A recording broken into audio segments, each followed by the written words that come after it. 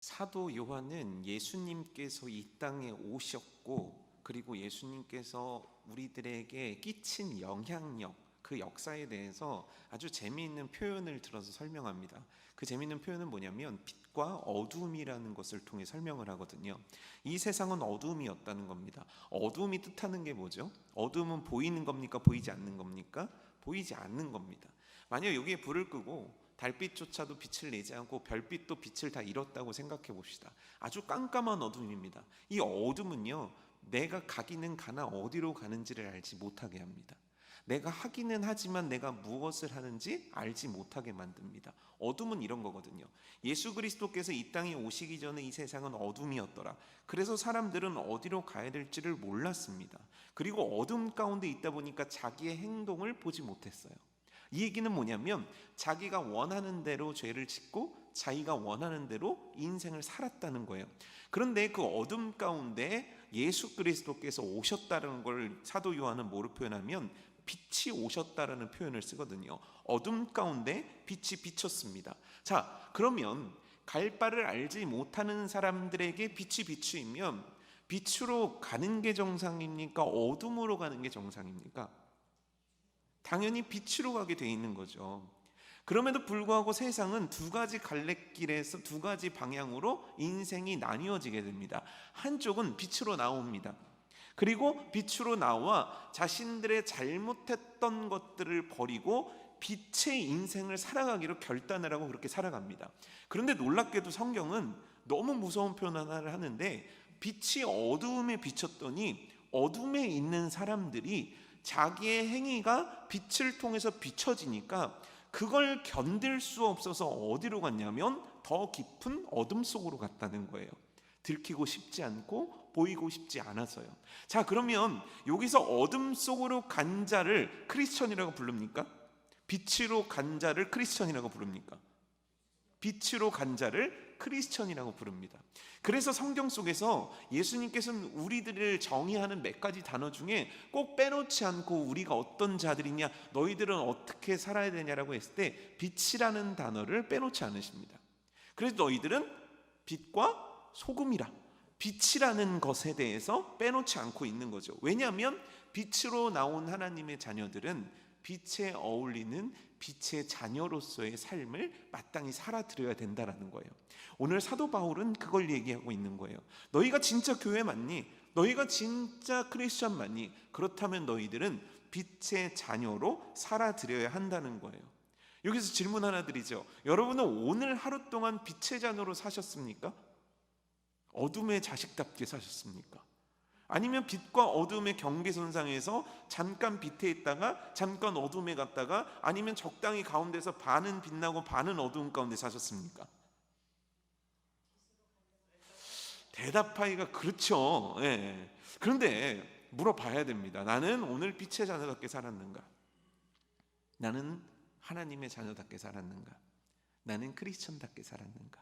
오늘 바울은 매우 중요한 주제를 던지고 있는 거예요. 너희가 크리스천이라면, 너희가 진짜 교회 공동체라면 우리는 빛의 자녀답게 살아야 된다는 거예요.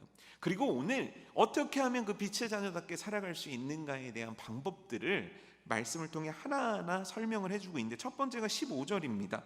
그런즉 너희가 어떻게 행할지를 자세히 주의하여 지혜 없는 자같이 하지 말고 오직 지혜 있는 자같이 하여.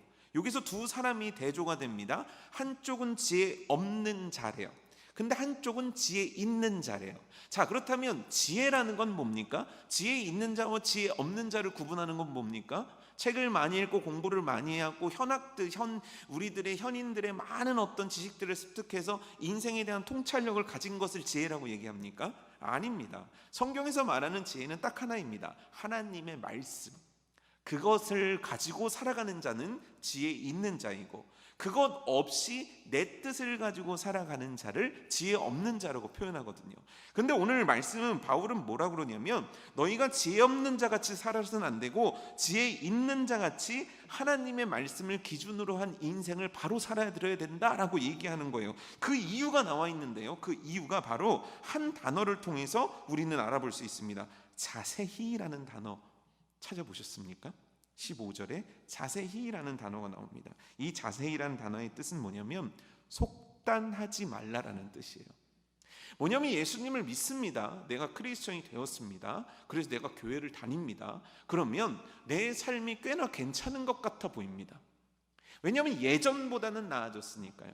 오늘 내가 하루를 살았지만 제가 빛의 자녀답게 살았습니까? 라고 하지만 그래도 꽤나 크리스천답게 살려고 노력하는 우리들의 삶의 흔적들이 있습니다. 그래서 괜찮아 보여요. 나 정도면 괜찮은 것 아닌가? 그런데 놀랍게도 우리들은 어느 순간 자세히를 빼먹어 버리는 거예요. 뭐냐면 속단해버리는 삶을 살아가는 거예요. 이 삶을 도대체 뭐라고 표현하냐면 고린도전서 10장 12절 말씀이거든요. 그런즉 선줄로 생각하는 자는 넘어질까 조심하라. 여기에 넘어지는 거예요. 우리 자체가 빛의 자녀예요. 지혜 있는 자같이 살아야 돼요. 이걸 모르지 않습니다. 그런데 삶을 살다 보면 어느 순간 내가 지혜 있는 자같이 살아야 된다는 그것들을 잊어버린 채 나는 괜찮아라고 속단하면서 그냥 살아간다는 거예요. 목사 아닙니까 저는? 저도 그러는 거예요. 여기 계신 분들은 어떻습니까? 사실 잘 생각을 해보세요. 이제 한때 1990년대를 비롯해서 2000년대까지 대한민국 교회를 극심하게 흔들었던 건 뭐였냐면, 너무 마음 아픈 일이지만 교회 내부에서의 전쟁이었습니다. 어떤 식으로든 교회 내부에 막 전쟁이 일어나는 거예요. 성도와 목회자 간의 싸움, 성도 간의 싸움들이 실제 90년대, 2000년대 대한민국의 대부분의 교회들을 막 흔들었습니다. 그런데 그때 앞장서서 전쟁을 일으켰던 분들은 누굽니까? 새신자입니까? 학생입니까? 청년입니까? 그럼 누구죠? 중직들이었습니다. 목회자들이었습니다. 이 사람들은 누굽니까? 신앙이 검증된 사람들입니다. 믿음이 있는 사람들입니다. 누가 봐도 지혜 있어 보이는 자들입니다. 그런데 왜 어느 순간 교회를 무너뜨리는 그런 어리석음을 범했을까요? 그거예요. 난 괜찮아. 내가 예수님 믿는 것에는 흔들림이 없지. 나는 이제 어느 정도 레벨에 올라왔어. 그러니까 나는 이제는 잔잔하게 그냥 신앙생활해도 나 정도면 괜찮아. 천만에요. 우리가 자세히 봐야 되는 거예요. 나 스스로를요. 누군가를 자세히 보라는 게 아니에요. 나 스스로를 자세히 바라봐야 되는 거예요. 내 오늘의 걸음은 과연 지혜 있는 자와 같았는지, 내 오늘의 걸음은 지혜 없는 자와 같았는지. 지혜 없는 자의 걸음이 한 걸음, 두 걸음, 세 걸음이 지속되게 되면 하나님의 뜻에서 멀어지는 건 한 걸음, 두 걸음, 세 걸음이 되는 거예요. 제가 아주 자주 쓰는 예화인데요, 사실 인생을 가르는 각도는요 1도 차이면 충분한 거예요. 뭐냐면 여기서 제가 줄을 그어요. 두 줄을 긋는다고 생각해요. 그런데 제가 한 줄은 이렇게 긋고 한 줄은 이렇게 긋는 거예요. 요거 지금 보이세요? 안 보이세요? 요 틈 보이세요? 안 보이세요? 요 틈 보이세요? 안 보이세요? 잘 안 보일 거예요. 안 보이시면 노안이 오신 거예요. 이 영상을, 근데 실제 제가 요렇게 한 것과 요렇게 한 것과 차이가 별로 느끼지 않아요. 근데 요 차이가 10m를 가면 어떨까요? 100m를 가면 어떨까요? 1km를 가면 어떨까요? 여기와 여기는 건널 수 없을 정도의 차이를 가져오는 거예요. 내가 오늘 주의하지 않고 지혜로운 자같이 살지 않으면 이와 같은 인생을 만드는 거예요. 지금은 몰라요. 지금은 전혀 몰라요. 하지만 점점점 하나님의 뜻과는 상관없이 살아가는 나를 발견하게 되고, 어느 순간 저편에서 이 인생은 아닌데 내가 왜 이렇게 살았을까 멀리 바라봤을 때는 어쩌면 너무 늦는 순간이 올 수도 있는 거예요. 그래서 오늘 바울 사도는 이렇게 얘기하는 거예요. 우리가 빛의 자녀답게 살기 위해서 해야 될 일이 있다. 너희들은 지혜 있는 자같이 살아야 되는데 그냥 지혜 있는 자같이 살아야 돼 이렇게 생각하며 살아가지 말고 너희들의 삶을 자세히 주의해라. 자세히 주의하지 않으면 넘어진다. 넘어지게 되면 벌어지게 된다. 벌어지게 되면 건널 수 없게 된다. 그러니 너희들의 삶을 자세히 주의하여 살펴 지혜 없는 자같이 살아가지 말고, 하나님이 없는 것 같이 살아가지 말고, 하나님의 말씀을 모르는 것과 같이 살지 말고 하나님의 말씀을 붙잡고 하루하루 자세히 너희의 삶을 살펴보며 살으라는 거예요. 오늘이 주의함이 오늘 이 자세히 주의함이 저와 여러분들의 인생 가운데 다시 한번 깨달아지고 그렇게 하루하루를 민감하게 주님 앞에 살아가는 은혜가 우리 가운데 있어지길 주님의 이름으로 축복합니다. 그래서 이렇게 자세히 주의하여 지혜 있는 자의 삶을 살기 위해서 바울은 우리들에게 어마어마한 팁 하나를 주는데, 그건 뭐냐면 16절이에요. 우리 16절 말씀은 너무 유명한 말씀이니까 다 같이 읽어볼까요? 시작. 세월을 아끼라, 때가 악하니라. 자, 때가 악하다는 거 동의하십니까? 또 동의하십니까? 어떤 분이 그러시더라고요. 목사님, 종말은 언제 오는 겁니까? 왜냐면 제가 학생 때, 제가 주일학교 다녔을 때 할머니가 그랬거든요. 말세야. 지금은 어떠십니까? 말세야. 그럼 그때 할머니 때는 어떻겠습니까? 말세야. 왜요? 우리가 잘은 모르겠지만 때가 악하다라는 건 모두가 동의하고 있는 바예요. 때는 악합니다. 이 시대가 악한 거예요. 예수 그리스도를 믿고 살아가기에 때는 너무너무 악합니다. 그런데 그 악한 때 속에서 해야 할 일을 알려주는데 그게 뭡니까? 세월을 어떻게 하라는 거예요? 세월을 아끼라는 거예요. 그럼 세월을 아껴야 된다라는 말의 반대는 뭡니까? 누군가는 세월을 낭비하고 있다라는 거예요. 자, 세월을 아껴야 됩니다. 어떻게 아낍니까? 어떻게 하면 세월을 아낄 수 있습니까? 세월을 낭비한다는 개념은 알고 있으니까 세월을 아껴야 되는 건 어떻게 아끼는 겁니까? 라고 질문을 했더니 기가 막힌 대답을 이쪽에서 해오셨어요. 뭐라고 하셨냐면 부지런해야 된다는 거예요. 여러분, 오늘 하루 부지런히 사셨습니까? 사실 수요 예배 저녁에 이렇게 나오신 분들은 엄청 부지런한 분이에요. 아마 여기 저녁 못 드신 분들도 꽤 계실걸요. 그러니까 저녁도 안 먹어가면서 또는 그냥 길거리에 있는 붕어빵 하나, 요즘 붕어빵이 1,000원이대요. 어쩌고 붕어빵 하나 먹어가면서 막 오신 분들일 거예요. 그러니까 부지런하셨던 분들인 거죠. 여기까지 온다는 건 사실 쉬운 게 아니니까요.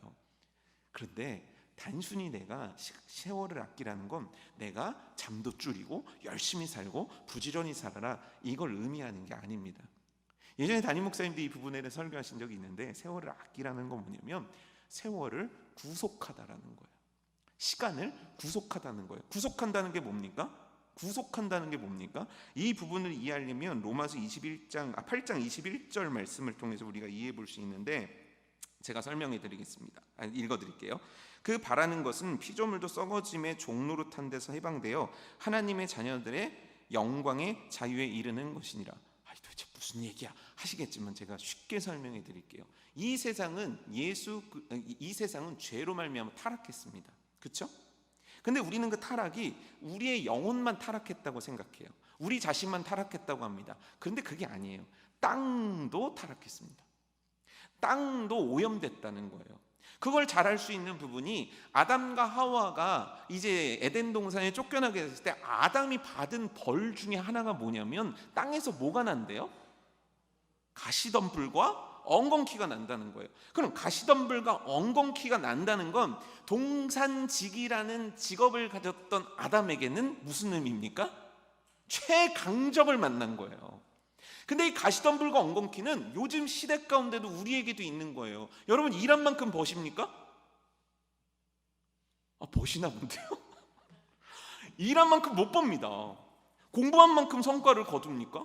저 요즘 청년들 보면 너무 가슴이 아픈 게 뭐냐면 더 이상 딸 자격증이 없어요. 더 이상 할 공부가 없는데 취업이 안 돼요. 회사에서 안 뽑아요. 그럼 내가 떨어졌으면 떨어진 이유를 알아야 되잖아요. 근데 이유를 몰라요. 심지어 요즘은 취업을 하려면 컨설팅을 받게 되는데 그 업체에 가가지고 대체 내가 왜 떨어진 겁니까? 라고 어떤 청년이 물어봤대요. 그랬더니 그 사람이 한 얘기가 뭐라 그러냐면, 내가 이 일을 20년 동안 하는데 왜 당신이 떨어졌는지를 모르겠습니다 이러더래요. 열심히 살았는데 얻어지는 결과가 그런 거예요. 왜요? 오염됐어요. 타락했다는 거예요. 그런데 예수 그리스도를 믿은 크리스천들로 말미암아 그 모든 것들을 회복시키는 은혜가 이 복음이라는 은혜 가운데 있다는 거예요. 우리 크리스천들을 통해서 죽어가는 땅들이 회복되는 거예요. 우리 크리스천들을 통해서 죽어가는 일터들이 회복되는 거예요. 왜요? 우리를 정의하기를 뭐라 그럽니까? 축복에 뭐라 그러죠? 우리를 통해서 축복이 흘러들어가기 때문이에요. 그래서 여러분, 실제로 제가 직접 본 건 아니지만 선교사님들 얘기를 들으니까 쫙 비행기를 타고 멋있는 초원지대를 지나가다 진짜 어떻게 저기에 사람들이 사나 싶은 아주 진짜 황량한 땅을 발견하게 된대요. 놀랍게도 그런 땅들은요, 예수님을 믿지 않는 나라의 확률이 너무너무 많더라는 거예요. 땅만 봐도. 크리스천들은 그렇게 살려내는 사람들 아닙니까?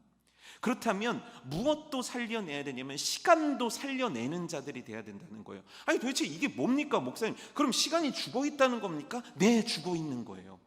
무슨 얘기냐면 무의미한 것 속에 시간이 가 있는 거예요. 열심히 일을 합니다. 우리도 열심히 일을 하고 누구나 열심히 일을 합니다. 그렇게 열심히 일하고 열심히 일했더니 뭐가 남는 거죠? 열심히 일을 하면 어떤 결과가 남는 겁니까? 실제 열심히 일하고 열심히 한다고 해도 우리들 속에는 그 열심히 이유도 모르고 그냥 열심히 쫓아가는 것에 불과한 것이 우리들의 대부분의 인생이라는 거예요. 제가 잘 생각을 해보십시오. 어느 날 제가 죽었습니다. 오실 거예요? 오신다고 하신 걸로 봐서는 저보다 오래 사시겠다는 건데 제가 죽었습니다. 제가 죽었다고 쳐요. 그러면 제 손에는 뭐가 있습니까? 뭐가 있죠? 아무것도 없어요. 만약에 제가 여기다가 금괴를 쥐고 죽으면 여러분 이거 금괴 쥐고 저 땅속에 파묻힐 거 보실 거예요? 안 보실 거예요? 이해가 안 되세요? 제가 금괴, 이게 금이에요. 제가 이걸 쥐고 죽었어요. 그럼 김희희 장로님 어떻게 하실 거예요? 이 손가락 어떻게 하실 거예요? 이거 손가락 어떻게 하실 거예요? 이거 펴요? 아니면은 그냥 아이고 우리 목사님 천국 갈 때 이거 이렇게 하는 분이 어디 있습니까? 이거 피죠. 왜요? 그때는 갑자기 믿음이 좋아져가지고 이거는 이미 영혼이 올라왔기 때문에 이건 소용없습니다. 이럴 거란 말이에요. 이 얘기가 뭡니까? 아무것도 갖고 가지 못해요. 근데 아무것도 갖고 가지 않는 이것에 목을 매며 살아요. 실제 그렇습니다. 아무것도 아닌 이것 때문에 우리들은 근심하고 걱정하고 땀을 흘리고 눈물을 흘리며 절규를 하며 살아가는 겁니다. 그리고 나면 아무것도 없는 거예요. 시간을 낭비하는 거예요. 이게 돈을 벌지 말아라, 일을 하지 말라가 아니에요.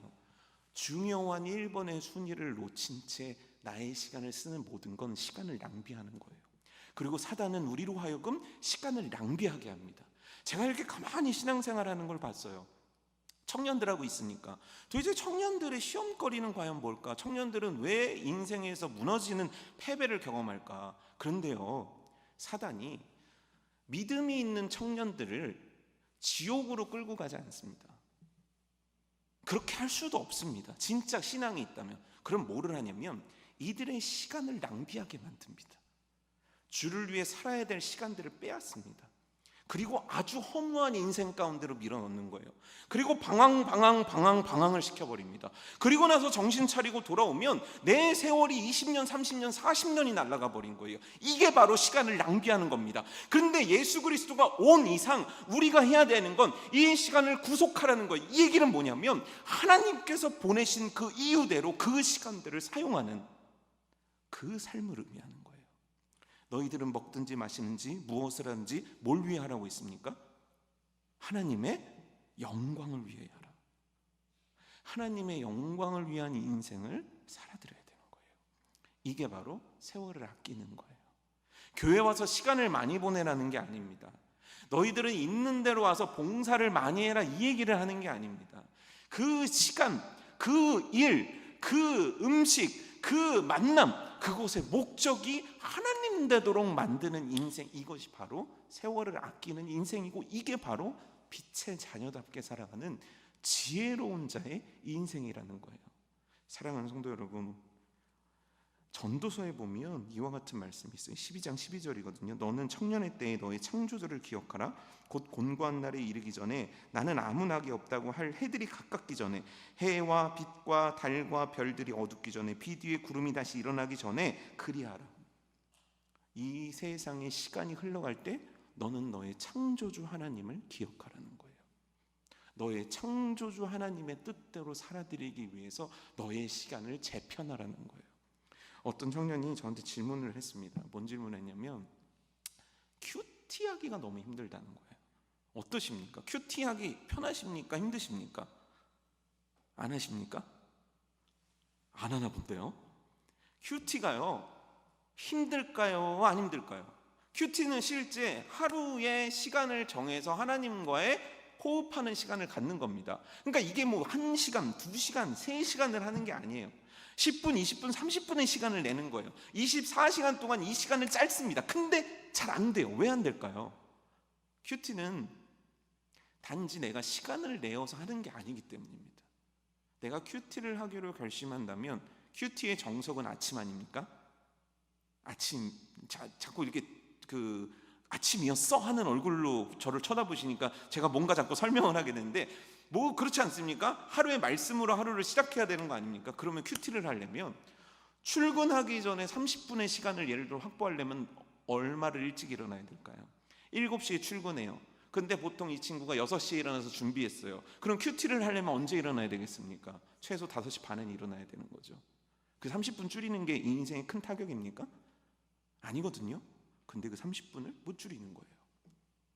결국 내가 큐티를 한다는 건 뭐냐면, 내가 하나님의 말씀을 읽겠다는 건 뭐냐면, 나의 24시간을 하나님 중심으로 재편하려는 의지가 없이는 불가능한 거예요. 그럼 내가 30분을 일찍 일어나려면 30분을 일찍 자야 되는 거예요. 내 시간의 재편, 내 삶의 중심의 재편이 이루어지지 않고 내 인생의 경건 생활은 이루어지지 않아요. 그게 세월을 아끼는 건데. 그래서 아무것도 아닌 것에 내 시간을 낭비하며 사는 거예요. 저희 청년교회에 성경을 십독한 친구가 있어요. 근데 이 친구가 십독을 하면서 성경을 그렇게 많이 읽는데 어느 순간 성경 읽기를 멈췄다는 거예요. 그래서 너 왜 멈췄니? 그렇게 열심히 읽는데. 그 이유가 뭔지 아십니까? 취업이었어요. 하루 종일 직장에서 시달리고 나면 그럼 저한테 보여주는 거예요. 너무 재밌어가지고 저한테 핸드폰을 이렇게 보여주는 거예요. 자기가 오늘 회사 안에서 10,000보를 걸었다는 거예요. 대단하죠? 그 회사에서 얼마나 막내를 그냥 막 부려먹었던지 자기가 이렇게 10,000보를 걷고 하니까 집에 가면 녹초가 된대요. 그래서 제가 물어봤어요. 그래, 밥은 먹니? 밥 먹고 엄마가 해주는 밥 먹고 바로 꼬꾸라져 자겠구나 라고 얘기를 했거든요. 근데 잘까요, 안 잘까요? 왜 안 자죠? 알죠? 뭔지 알죠? 뭔지 막 느낌이 확 오죠? 게임도 못한대요. 너무 힘들어가지고 누워서 핸드폰을 본대요. 그러면 10시에 자야지 10시에 잡니까, 안 잡니까? 안 자요. 피곤해 죽겠는데 다음날 에너지 드링크를 먹을지언정 끝까지 핸드폰하고 자는 거예요. 그게 핸드폰을 했다는 게 문제가 아니라 하나님과의 나 사이에 창조주를 기억하지 못했던 그 시간을 낭비하는 거예요. 그거 할 기운은 있지만 말씀을 읽을 기운은 없다? 이건 말이 안 되는 거거든요. 결국 우리는 24시간 동안 나의 시간의 주인 되시는 창조주 하나님, 내 인생을 만들어서 이 땅 가운데 보내신 그 창조주 하나님의 그 분의 뜻을 기억하지 못한 채 그냥 나의 귀한 시간을, 주님께서 주신 귀한 시간을 뭔가에 열심히 하면서 낭비하고 있는 거예요. 오늘 하루를 살펴보십시오. 그리고 하나님 앞에 재편해야 될 내 인생의 시간은 무엇이 있는지를 반성하십시오. 그래서 때가 악한 이 때 가운데 시간을 구속할 수 있는 지혜로움이 저와 여러분들 가운데 있기를 주님의 이름으로 축복합니다.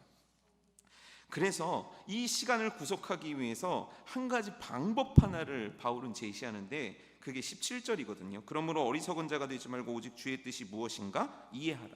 뭡니까? 하나님의 뜻이 뭔지를 이해해야지 이 때가 악함을 알고 시간을 아끼고 그래서 지혜로운 자답게 살아갈 수 있다는 거예요. 여러분, 하나님의 뜻을 알고 계십니까? 하나님의 뜻이 뭡니까? 하나님의 뜻은 뭘까요? 참 많이 받는 질문입니다. 과연 날 향한 하나님의 뜻은 무엇입니까? 그래서 한 서기관이 예수님한테 질문을 합니다. 예수님, 도대체 하나님의 뜻은 뭡니까? 근데 예수님께서 기가 막힌 대답 하나를 하시는 거예요. 그건 뭐냐면 위로는 너의 하나님을 사랑해라. 그게 하나님의 뜻이다. 옆으로는 누구를 사랑하라고 하셨습니까? 누구를 사랑을 하셨습니까? 내 이웃을 사랑하라. 사랑하는 것이 하나님의 뜻이라는 거예요. 사랑하는데 시간 쓰고 계십니까? 사랑하는데 하나님께서 주신 귀한 시간을 쓰고 계십니까? 미워하는데 시간을 쓰고 계십니까? 어마어마한 질문 아닙니까? 잘 생각해 보세요. 사랑하기도 모자란 시간인데, 이런 뭐 노래 가사도 있지 않았습니까? 사랑만 하기에도 부족한 시간인데 나는 사랑하며 시간을 씁니까? 미워하며 시간을 씁니까? 나는 하나님을 사랑하며 사랑하는데 시간을 씁니까? 하나님 앞에 후회하는데 시간을 씁니까? 나는 내 가족을 사랑하는데 시간을 씁니까? 내 가족과 죽지 못해 살아가는 그 분쟁에 에너지를 소비하며 살고 있습니까? 너무 비참하죠. 너무 비참하더라고요. 이 말씀을 보는데 너무너무 전 제 자신이 너무 비참하더라고요. 정말 나는 이 귀한 시간을 사랑하는 데 쓰고 있는가? 아니면 미워하는 데 쓰고 있는가? 누군가를 시기하는 데 쓰고 있는 건 아닌가? 그게 뭐라고? 여러분 잘 생각해 보세요. 가끔 뭐 옛날 영화 같은 거 보면 막 아버지가 이렇게 막 그 원수의 칼에 찔려갖고 막 죽을 때 딱 아들한테, 아들아 내 원수를 꼭 갚아다오, 이렇게 얘기하고 뭐 죽어서 영화가 만들어지지 않습니까? 여기 계신 아버님들한테 물어볼게요. 그런 유언하고 돌아가실 분 계십니까? 없어요. 그럼 여러분들이 자꾸 죽는 얘기해서 슬프죠. 근데 가장 극적으로 여러분들에게 설득할 수 있는 게 그거기 때문이에요. 만약에 제가 또 죽어요. 왜냐하면 여러분들을 죽일 수는 없으니까. 제가 죽어요. 그럼 전 죽기 전에 제 자녀들에게, 제 아내에게 뭐라고 얘기하겠습니까? 너 맨날 맺힐 때 내 말 안 들었지? 난 그때 너무 짜증났어. 정말 너를 패버리고 싶었지만 꾹꾹 참았어. 이 얘기할 사람이 있습니까? 없겠죠. 그럼 무슨 얘기를 할까요? 사랑해, 고마워. 이것밖에 할 수 없는 거야. 이 얘기는 뭐냐면 내 인생 속에 제일 중요한 얘기가 이 얘기라는 거예요. 그런데 죽기 전에는 그 말을 하려고 하는데 왜 살아있을 땐 그 말을 안 하고, 왜 살아있을 땐 그 표현을 안 하고, 왜 살아있을 때는 그 허망한 안 좋은 감정에 내 모든 인생을 다 던져놓고 살고 있냐는 거예요. 왜? 도대체 뭐가 그렇게 밉고 그렇게 싫고 그렇게 그래서 정작 내가 사랑해야 된다고 얘기하는 대상에게 그 말 한마디를 하지 못하며 내 하나님이 주신 시간들을 오염시키며 살아가냐는 거죠. 그 행카에서 그런 숙제 내준다면서요. 자녀 사랑한다고 얘기하고 뭐 아내 사랑한다고 얘기하고 이런 거 시킨다면서요. 그럼 숙제 끝나면 끝난 겁니까? 숙제는 시작 아닙니까? 여러분, 사랑하는 데 시간을 쓰십시오. 목원 미워하고 전도에 누구 미워하면 그때는 시원해요. 그런데 행복하진 않아요. 누구를 막 욕을 하고 누구를 막 흉을 보면 속이 시원한 것 같아요. 근데 이거는 나가지를 않아요. 제가 많이 미워해보고 욕을 해봐서 하는데 분명히 내뱉었는데 안 나가요. 문을 닫고 돌아갈 땐 그게 마음속에 2배, 3배 덩어리가 돼 있어요.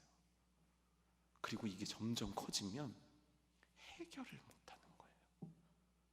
그래서 평생 미워하고 미움받으며 사는 거예요. 여러분, 이거 바꿉시다. 바꾸는 거예요. 어떻게 하면 살아요? 사랑하며 살아요. 사랑하며 살아요. 사랑하며 살아요. 오, 사랑하며 살아요. 이 복음성가 혹시 알고 계십니까? 도대체 이 유명한 곡을 우리가 미워한 것을 아무도 이거 모르세요? 세상에나 안 되겠네요. 사랑하며 사세요. 자, 따라해 볼까요? 사랑하며 사세요. 사랑하며 살아요. 시작. 래퍼들이십니까? 음을 맞추셔야죠. 사랑하며 살아요. 됐어요. 어쨌건 사랑하며 살아갑시다. 사랑하며 살아갑시다. 사랑하며 살아갑시다. 이것이 바로 하나님의 뜻이고, 이 뜻대로 살아가는 것이 우리들의 세월을 아끼는 방법이고 지혜롭게 살아가는 방법임을 다시 한번 여러분들 마음속에 새기길 축복합니다. 그런데 중요한 건 뭐냐면, 자 보세요. 제가 김민희 장로님을 너무 미워해요. 그래서 김민희 장로님을 사랑해야 돼요. 자 가요. 그럼 제 마음이 어떻겠어요? 평화가 임하겠습니까? 막 당장 달려가서 막 안고 싶은 마음이 들겠습니까? 아니면 쿵쾅쿵쾅 하겠습니까? 막 쿵쾅쿵쾅 하는 거죠. 왜요? 미워 죽겠는데 그래도 큰 맘 먹고 이렇게 갔는데 얼굴을 보니까, 홍조 띈 얼굴을 보니까 너무 싫은 거예요. 그래서 등을 탁 돌리고 가는 거예요. 대부분 그렇습니다. 그럼 이거 어떻게 하면 좋습니까? 이 해결책이 나오는 거예요. 18절이거든요.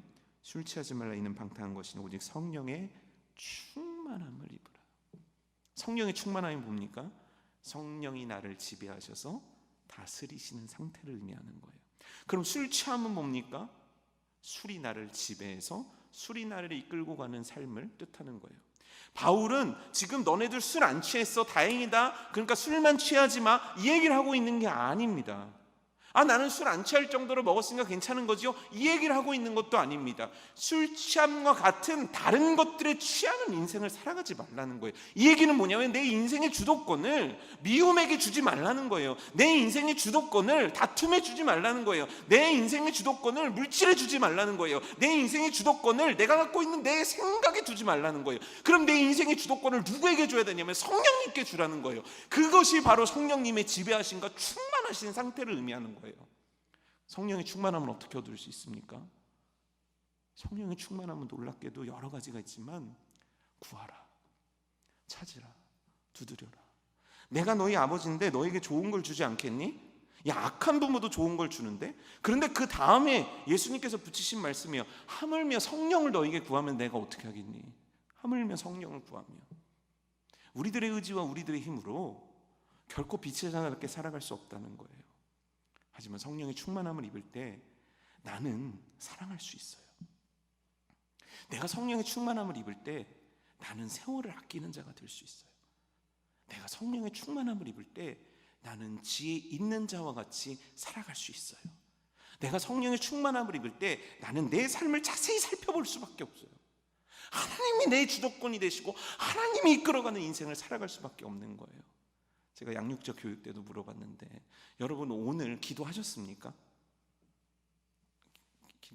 기도하셨다고 하고 오늘 기도 가운데 성령 충만을 구하신 분 계십니까? 실제 우리들의 기도가요, 뭐에 집중되어 있냐면 무엇을 먹을까 마실까 입을까에 집중되어 있습니다. 구하고 찾고 두드리는 것에 우리들의 기도가 집중되어 있습니다. 그게 나쁘다가 아니에요. 그거 필요한 거예요. 그런데 하나님이 정말 우리들에게 먼저 주고 싶어하는 응답은 성령의 충만함인 거예요.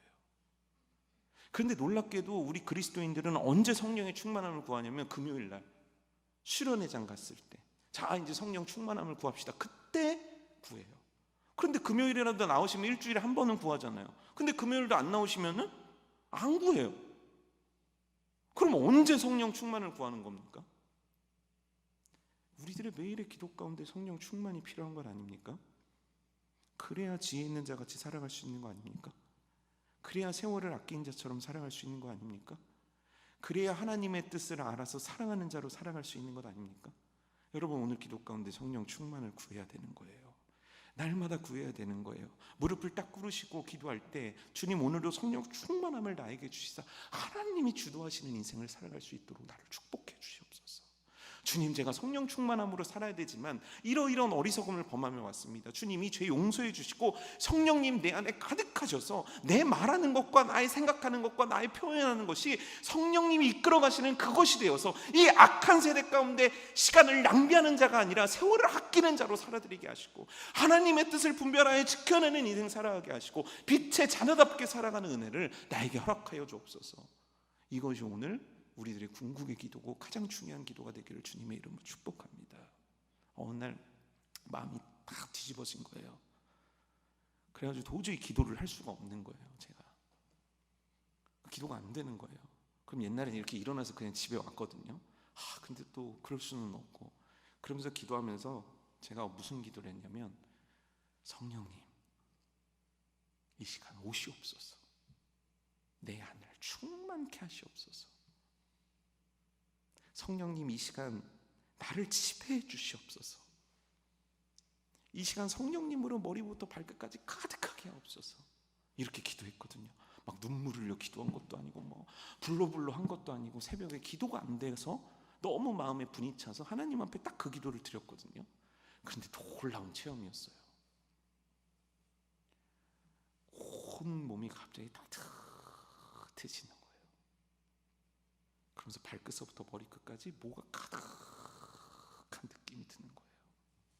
그러면서 아까까지 속 뒤집어졌던 속이 하나도 기억이 안 나는 거예요. 그리고 나서 기도가 탁 터져서 나오는데, 이야, 약속대로 하시는구나. 약속하신 말씀대로 그대로 하시는구나. 구하라, 찾으라, 두드려라. 너희가 성령을 구할 때 내가 너희에게 좋은 것으로 주지 않겠느냐. 사랑하는 성도들이여, 어떻게 빛의 자녀답게 사시겠습니까? 우리 연약하고 부족한데 무엇으로 빛의 자녀로 살아드릴 수 있겠습니까? 솔직히 얘기하면 빛보다 어두움을 더 사랑한 것이 여전한 나인지도 모르는데 말입니다. 성령의 충만함을 간구하는 여러분 되기를 주님의 이름으로 축복합니다. 성령의 충만함을 간구하는 여러분들의 인생 되기를 주님의 이름으로 축복합니다. 그리하면 어떠한 역사가 일어나냐면 19절입니다. 시와 찬송과 신령한 노래들로 서로 화답하며 너희의 마음으로 주께 노래하며 찬송하며. 이 얘기가 뭡니까? 너희가 찬양한다, 너희가 하나님 앞에 영광 올려드린다, 경배 올려드리는 인생을 살아간다. 그것 넘어선 표현 하나가 있는데 그게 뭐냐면 서로 화답한다. 이게 뭡니까? 하나 된다는 거예요. 하나 된다. 하나 되어 하나님을 찬양하게 된다. 너와 내가 남이 아니라 너와 내가 하나가 되어서 우리 가정이 하나님을 찬양하게 된다. 성령 충만한 그 사람, 빛의 자녀로 살아가는 그 사람을 통해 그 공동체가 성령의 충만함으로 서로 하나 되어 하모니를 울려 퍼지게 한다. 여러분 찬양대회 보셨습니까? 찬양경연대회 보셨죠? 나오셨죠? 그때 어떻게 했어요? 제가 얘기 들은 건데 에스더 전도회 때문에 얼마나 웃었는지. 에스더 전도회 그냥 여러분 이거 가운 입고 오신 것 같죠? 그게 아니었대요. 에스더 전도회가 그냥 예쁜 가운만 입고 교회 가운 항상 그 가운 입으셔서 그렇게 쓰셨나 보다라고 사람들이 생각하는데 포인트는 입술이었대요. 그래서 그 박표래 권사님이 평상시에는 절대 칠할 수 없는 장밋빛 루즈를 갖고 오셔가지고 한 분 한 분을 다 이렇게 해서 아주 이쁘게 하셔가지고 그래서 찬양을 부르신 거예요. 우리 남전도에는 어떠셨습니까? 한쪽은 검은 넥타이, 한쪽은 빨간 넥타이, 한쪽은 휘황찬란한 넥타이. 이것도 꾸미고 옷도 맞추고 그래서 아름다운 하모니를 울렸을 때 들으신 여러분들은 어떠셨습니까? 아름다웠죠. 아름다웠죠. 우리의 인생이 그래야 되지 않겠습니까? 우리의 진짜 복장이 그래야 되지 않겠습니까? 우리의 전도회가 진짜 그래야 되지 않겠습니까? 우리 교회가 진짜 그래야 되지 않겠습니까? 성령이 나를 지배할 때, 빛의 자녀로 살아갈 때 이런 결과가 나타난다는 거예요. 두 번째는 20절인데 예수 그리스도의 이름으로 항상 아버지 하나님께 감사한다는 거예요. 감사한대요. 왜요? 오늘 하루를 살아가 보십시오. 감사할 일이 있었습니까? 실제 불평할 일들이 더 많진 않았습니까? 그런데 주님 나와 동행을 하시니까, 주님 나와 함께 하시니까 범사에 감사가 나오는 거예요. 표현할 수 없는, 형언할 수 없는, 이해할 수 없는, 논리적이지 않은 그 감사가 우리 가운데 있는 거예요. 왜요? 나는 주님으로 충만하기 때문입니다.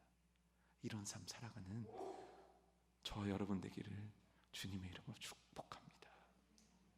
악한 시대입니다. 세상은 우리로 하여금 하나님 뜻대로 살지 못하도록 우리를 그렇게 흔듭니다. 그러나 빛의 자녀답게 살아가는 것이 저와 여러분 되어야 합니다. 그래서 결론입니다. 성령 충만함으로 빛의 자녀답게 세월을 아끼며 지혜 있게 주님의 뜻을 잘 분별하여 알아 살아가는 저와 여러분 되기를 주님의 이름으로 축복합니다.